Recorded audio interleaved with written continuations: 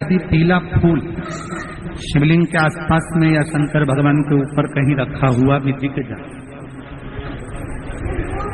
विषम परिस्थिति हो, बहुत हिम्मत ना हारते हो, कभी भगवान अकेले में एकांत में आप पहुंचे उनके पूजन के लिए, कनेर का पुष्प वहां रखा है, चाहे वो जलाधारी पर रखा हो, चाहे वो शिवलिंग के पास में रखा हो, शिवलिंग पर रखा हो, उस कनेर के पुष्प को अगर आप 5 जगह का स्पर्श कराकर अपने हृदय की बात कहकर वापिस महादेव को समर्पित कर देते हो, तो भी मेरा महादेव तुम्हारे दुख का निवारण कर देगा। किसी ने पढ़ी हो तो हाथ उठाओ जरा। पढ़ी है बहुत सारे लोगों ने। रखो, देवी भागवत में स्पष्ट कहा गया, जब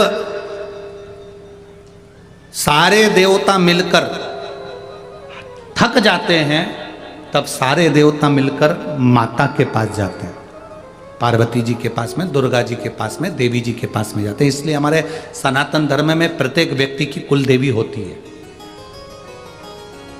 कुल देवी होती है कि नहीं होती? प्रत्येक व्यक्ति की कुल देवी होती है। कुल देवी मतलब अपने मन की बात कहने के लिए अपने माता के पास जाना।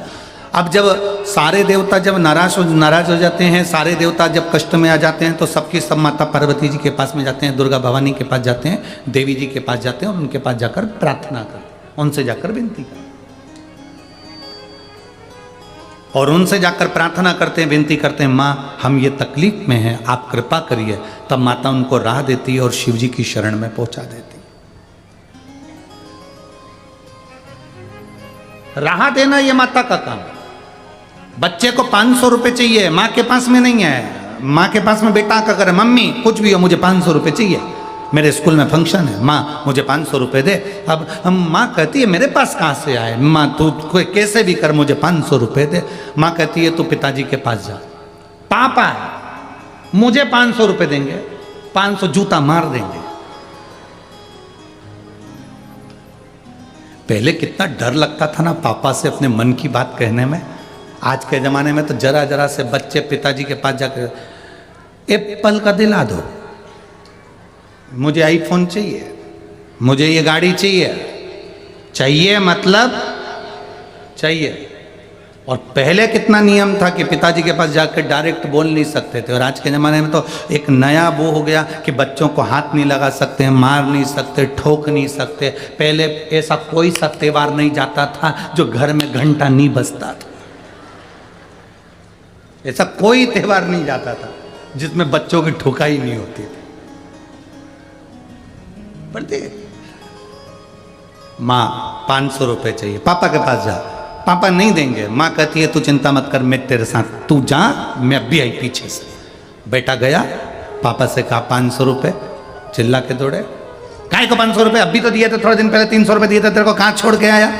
अभी मैंने तेरे को 200 रुपए जमा करे थे स्कूल में, वो कहाँ छोड़ के आया? पिताजी ने चिल्लाया, इतने में पीछे से पल्लू रख के आ गई जगत जननी जगदम्बा दुर्गा भवानी।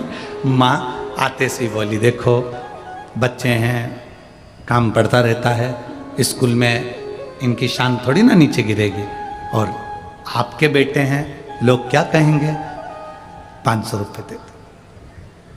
अब उसने जो स्माइल देके बोला ना, हम कई बार पहले भी बोले हैं, ए जी तो खसक लो जी, नहीं तो 500 गया जी।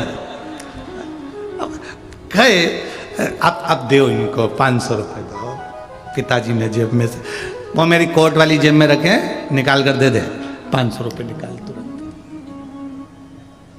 तुरंत प्राप्त। मां जब देवताओं भी कष्ट में आ जाते थे तो माता दुर्गा भवानी के पास जाते थे, पार्वती जी से जाकर विनती करते, माता पार्वती उनको शिव की शरण में ले जाती। सब डरते कांपते, शंकर रुद्र हैं, शिव क्रोधी हैं। पार्वती जी कहती हैं ऐसा ऐसा क्रोध नहीं आता, तुम जाओ सब लोग शरण में जाकर बोलो, विनती करो, नमन करो, जाओ चल के बोलो। सामने जाकर उनसे विनती करी, पार्वती जी आकर खड़ी हो जाती हैं और आके कहती हैं कि प्रभु स्वीकार करो। हम जब शंकर भगवान के शिवलिंग पर जल चढ़ाते हैं तो वो जल सबसे पहले चढ़ा हुआ जल कहाँ आता है? जम के बोलो, पार्वती जी के हस्त कमल। फिर वो जल आगे बढ़ता है। जब हम जल चढ़ाते हैं, ये पार्वती जी का जो हस्तकमल है, इस हस्तकमल पर जल आता है, फिर जल आगे बढ़ता है। हमारे मन की मनोकामना पूरी क्यों होती है? हम बाबा को जल चढ़ाते हैं, आचमन करते हैं, हम बेलपत्री लेते हैं, खाते हैं, हम बाबा से प्रार्थना करते हैं, बाबा मेरे मन की बात यह है। क्यों सिद्ध होती है? क्यों सिद्ध होती है? क्योंकि हम पार्वती जी को जल नहीं दे रहे हैं, हम शिव जी को दे रहे हैं। शिव जी का चढ़ा हुआ जल पार्वती जी के पास में गया, पार्वती जी ने हमारे मन की बात उसी समय पर महादेव से कही और हमारा कार्य सफल हो गया। बोल बम का नारा है, सारी समस्या का हल। बस आपने कहा और उसने स्वीकार किया, आपने कहा और उन्होंने पाया। ये श्रेष्ठता है।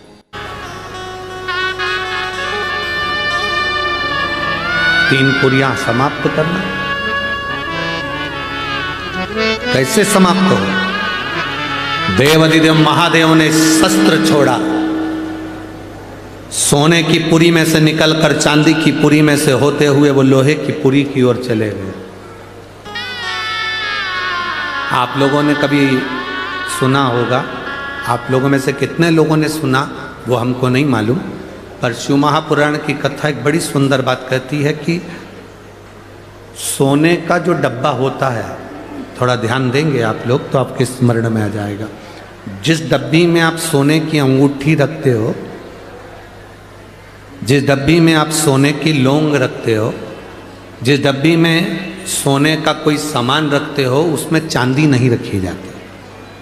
किस किसने सुन रखा है? कभी सुना होगा, आप लोगों के स्मरण में होगा कि सोने की जो डब्बी होती है उसमें चांदी नहीं रखते, मतलब चांदी के साथ सोना नहीं रखा जाता। सोने के साथ चांदी नहीं रखी जाती, चांदी के साथ सोना नहीं रखा जाता। अगर किसी ने सुना होगा, आप लोगों में से कितने लोगों ने सुना है? जरा हाथ उठाओ, जरा सुना है ना सब? अब वो प्रसंग जो हमारी आप लोगों की दादी सास कहती थी, सास कहती थी, आपके बुजुर्ग कहते थे कि सोने के साथ चांदी मत रखो, चांदी के साथ सोना मत रखो, कभी उसका प्रसंग अपने दिमाग में लिया कि ये प्रसंग कहाँ से आया? तो ये प्रसंग अगर कोई तुमसे पूछे तो आप उत्तर दे सकते हो। तारकासुर के तीन पुत्र की तीन पुरियां सोना, चांदी और लोहे की थी। इन तीन पुरियों को भगवान शंकर ने भस्म किया, अर्थात जिस डब्बी में सोना रखाता है और जिस डब्बी में उसी में चांदी रख दी जाती है, और स्त्री या पुरुष उस सोने को अपने शरीर पर धारण करता है या उस चांदी को अपने शरीर पर धारण करता है, उसकी आयु क्षीण होती चली जाती है। कई लोग कहते हैं इनकी तो उम्र अच्छी थी, फिर ये ऐसा क्यों हुआ? जरूर सोने की डब्बी में चांदी अगर रखी गई है तो उसमें उस चांदी की चीज को महिला ने अपने पैर में पहन लिया, बिछुड़ी पहन ली, अंगूठी चांदी की पहन ली, उसमें सोना भी था, वो सोना पति ने पहन लिया, तो उसमें आयु की क्षीणता हो। डब्बी खाली है, उसमें सोना रखा है, मना नहीं। डब्बी खाली है, उसमें चांदी रखी है, मना नहीं। पर दोनों चीज एक साथ अगर रखी है तो हमारे शास्त्र वर्णन नहीं करता उसका। पांव की बिछुड़ी है, सोने की अंगूठी के साथ रख दी, ये हमारे यहाँ शास्त्र वर्णन नहीं, उसका अलग कर दिया। आयु की क्षणता। अब कहा, मन में आ गया, शिव जी ने साध कर बाण छोड़ दिया, तीन पुरियों को भगवान भोलेनाथ ने भस्म कर दिया। तीन पुरियों। अब तीन पुरी एक साथ भस्म हो गई। तीन पुरी को